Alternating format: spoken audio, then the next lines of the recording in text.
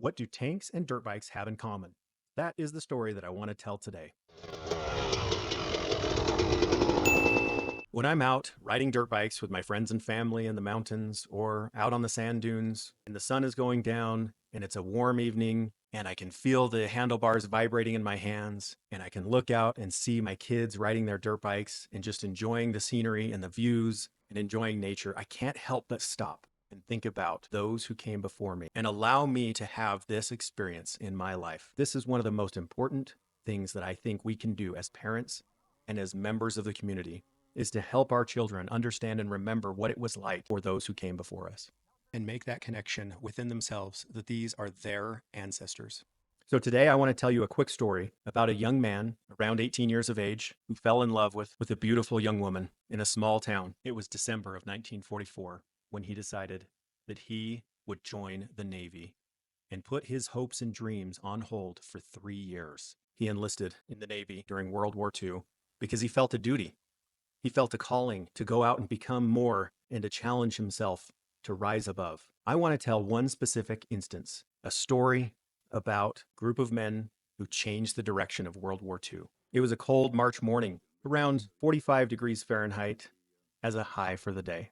In the middle of the night, a group of soldiers, Navy sailors, showed up at the beaches of the Rhine River next to the bridge of Remagen in the middle of chaos. Bullets were raining down, mines were blowing up, and these courageous men were asked to unload 3 LCM, which stands for Landing Craft Mechanized. These boats were used to transport tanks, jeeps, artillery, and men in small tight quarters. They were a flat-bottomed boat that were just used to go from point A to point B and carry as much as possible. They were kind of rudimentary type boats. At 1 a.m. when they showed up, they started immediately unloading and getting these boats ready to load up with equipment to take across the Rhine River as there was chaos ensuing around them. And 3 of the boats were just entering the water when one of them was blown up by enemy fire. The officers of that unit were all killed. But the men of the other 2 boats continued. They loaded up their boats and they started trafficking people back and forth across the Rhine River in order to take control of the other side, to liberate people across the world. As they were returning on one of the trips,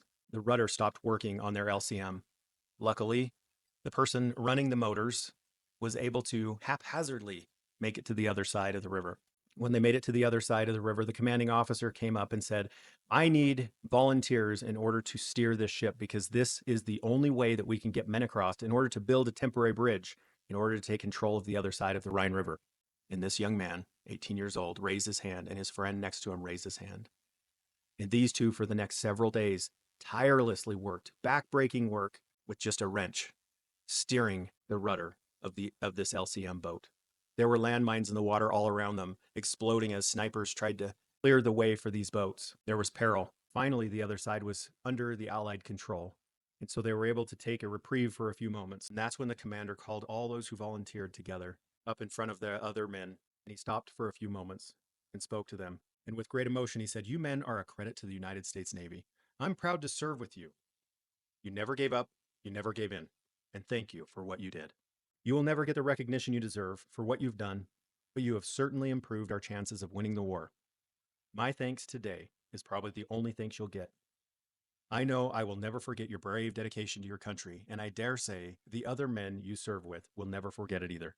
In remembrance of your service these last few days, we have received permission to allow each of you to take a souvenir from this ship as a token of our appreciation. We want you to have something that will remind you of your service. Perhaps you will choose something you can show your children when you tell them about this event. Each man was given a few minutes to choose something from the ship as a souvenir. There isn't record of what the other men took. When it came to this young man's turn, he looked up at the flag that was flying on the mast of the ship and asked reverently, Sir, would it be possible for a guy like me to choose that flag for my souvenir?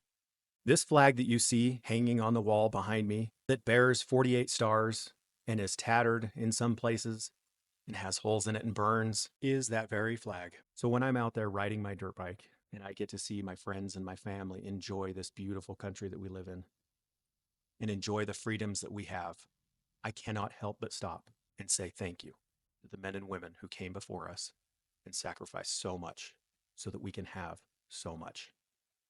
Thank you.